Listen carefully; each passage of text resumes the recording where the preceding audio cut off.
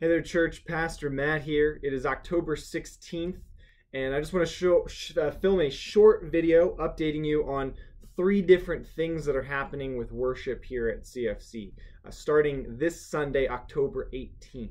So just want to make you aware of a few things.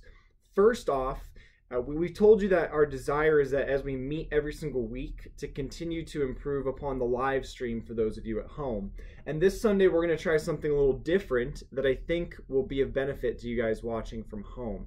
We're going to be back on Zoom. So the idea, in theory, is that we are going to live stream the service within Zoom. So there'll kind of be a little CFC window, and in that window, you'll get the live stream of the worship service. So instead of going to the website on Sunday and going to YouTube, before Sunday, I'll send out a service in a box email. There'll be a Zoom link like we used to use, and you'll click that on Sunday in order to access the live stream. And the benefit of this is there's a few things.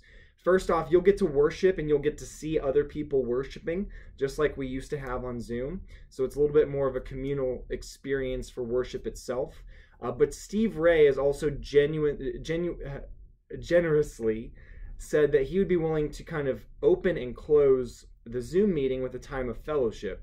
So he will be in there starting at 9:50. You can get in the Zoom room starting at 9:50. And there'll just be a time of open fellowship for those that want to get in, who want to chat with other people. I think there'll be a little bit of time for fellowship after the service as well. But the goal is really just to increase unity and increase fellowship for those of you who are at home. So again, look for a Zoom link this Sunday, and that will have the fellowship time. That will include the live stream. Everything will be right there on Zoom. So bear with us if there's tech issues. We're still kind of figuring it out. There's things to do on our end here at the church, and then also at home as well. So that's the first update. I'm excited about that. The second update is that Scott has come to the session and asked us, hey, can I lead worship? Can my team lead worship without masks? And there's room for this in the county rules. That there's recommendations for distancing and what's safe. And after talking with Scott and what Scott has recommended, wrestling as a session, again, no decision during this time is simple. All of it is hard fought. But as we've wrestled through it and contemplated it and looked at county rules, we're giving Scott the go-ahead and his team the go-ahead to worship without masks. And our hope is that this will just continue to improve worship. Obviously, there's increased risk with this. But we're taking some steps in order to decrease the risk, such as putting people that are more uncomfortable, more vulnerable towards the back of the sanctuary. We're seating the musicians in the front row, which means that the front row will be open while they're on stage, and then while they're off stage, they'll be in the front row. So we're doing a couple of different things in order to decrease the risk. But again, putting ourselves in the shoes of Scott and the worship team, singing with masks, it's not just kind of a personal preference thing. It's proved challenging to get big breaths of air when glasses fog up to keep your place. And so this is just one of those things where we feel like the trade-off is just it's worth it. It's going to be worth it in the long run. So I just want to make you aware of that on come Sunday, so that you're not surprised by that. You don't think Scott and the team are going against the rules. But the rest of us will be wearing masks, and I can tell you that that's not something that we're going to budge on anytime soon.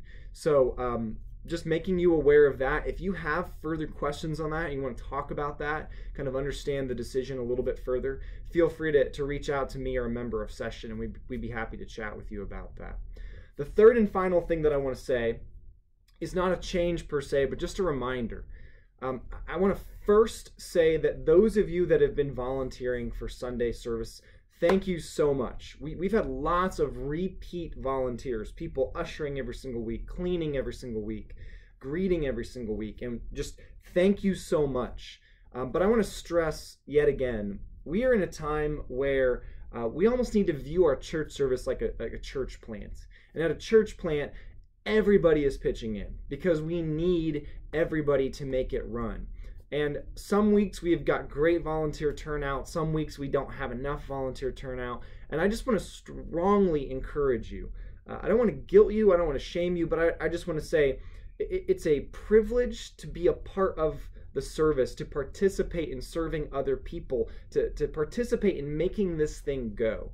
if you are able to serve either through greeting, through ushering, through cleaning, or even starting to wrestle with children's ministry and what that looks like, let us know. And again, this isn't for those of you that are choosing to stay home. That is absolutely fine. But if you are interested in coming and participating in the on-site worship service, I would strongly encourage you to consider volunteering once, twice, 3 times a month, depending on how frequently you're coming. Again, we need you. And most of the volunteer positions will allow you to be in the service the whole time. Maybe you'll be 5 minutes late or so, but most of these roles happen at the beginning or before the service starts or after it's concluded, so you still get to be a part. So the Sign Up Genius, we're gonna kind of go back to listing the different volunteer positions. And again, if you are able, if you're not high risk, would really encourage you every week that you come, just consider, can I serve this week? Did I serve last week?